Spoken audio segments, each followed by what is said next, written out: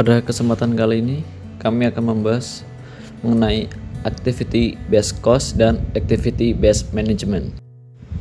Penghitungan biaya dibagi menjadi dua, yaitu Traditional Costing dan Activity Based Costing. Pengertian Traditional Costing adalah suatu sistem costing di mana penghitungan biaya hanya didasarkan pada tahap produksi barang dalam setiap unit barang. Pada sistem ini, hanya direct material dan direct labor yang dapat ditelusuri secara langsung ke produk. Sedangkan pengertian dari activity based costing adalah suatu sistem penghitungan harga pokok di mana terdapat biaya FH yang dialokasikan berdasarkan aktivitas. Ini adalah gambaran umum kerangka dasar sistem ABC jika dibandingkan dengan sistem tradisional. Pada sistem tradisional, biaya dapat langsung dibebankan kepada produk karena biaya yang dapat ditelusuri hanyalah biaya langsung. Sedangkan pada sistem ABC, biaya tidak dapat langsung dibebankan kepada produk, melainkan dibebankan kepada kegiatan atas dasar usaha yang dikeluarkan. Setelah itu, biaya kegiatan dibebankan pada produk atas dasar pola konsumsi yang khusus atau aktivitas, sehingga dapat dibebankan kepada produk. Ini adalah perbedaan sistem ABC jika dibandingkan dengan traditional costing. Pada sistem ABC menerapkan multiple activity rate yang sulit diterapkan, dapat mempertimbangkan periode, tidak dapat digunakan untuk keperluan eksternal, pembukuan melalui dua tahap sehingga hasilnya lebih akurat. Sedangkan untuk traditional costing menggunakan plan weight overhead rate yang lebih mudah diterapkan, hanya mempertimbangkan produk, dapat digunakan untuk keperluan eksternal, pembukuan melalui satu tahap sehingga hasilnya kurang akurat. Pada tingkat aktivitas, sistem ABC memiliki 4 tingkatan. Tingkatan yang pertama adalah unit level, tingkatan kedua batch level, tingkatan ketiga product level, tingkatan keempat plant level. Pada biaya tingkat unit, biaya-biaya yang meningkat tanpa bisa dielakkan pada saat satu unit produk output. Contoh aktivitasnya adalah assembling dan packing.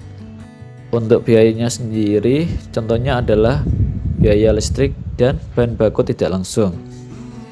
Driver atau pemicu pada tingkat ini yaitu unit atau setumpuk output, jam kerja buruh langsung, dan jam kerja mesin.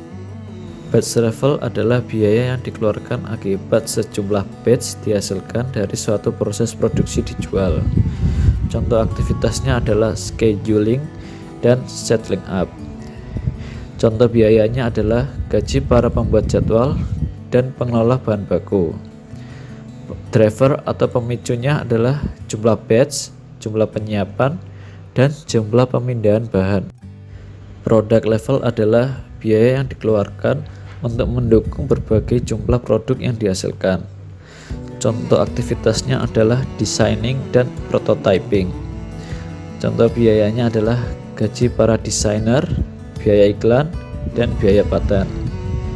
Driver atau pemicunya contohnya adalah jumlah produk, jumlah perubahan desain, dan jumlah jam desain. Tingkatan yang paling banyak digunakan pada sistem ABC adalah plant level. Contoh aktivitasnya adalah heating dan security. Contoh biayanya adalah depresiasi, asuransi, dan PBB bangunan.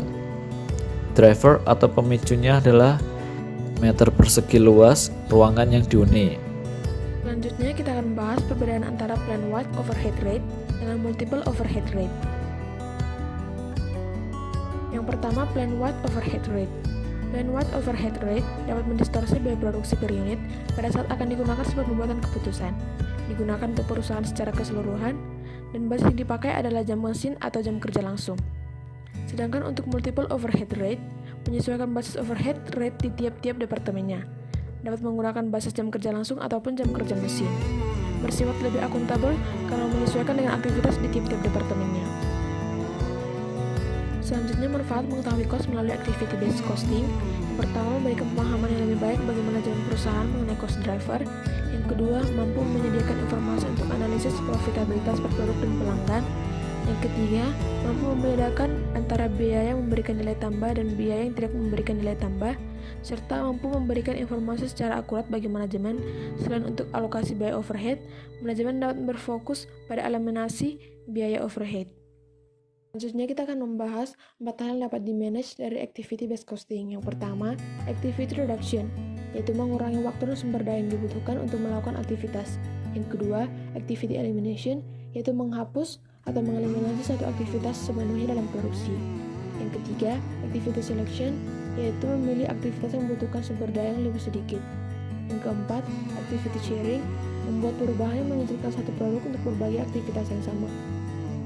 Selanjutnya kita akan membahas activity based costing sebagai phase 1, yaitu activity based costing merupakan sistem informasi biaya yang berorientasi pada penyediaan informasi lengkap tentang aktivitasnya.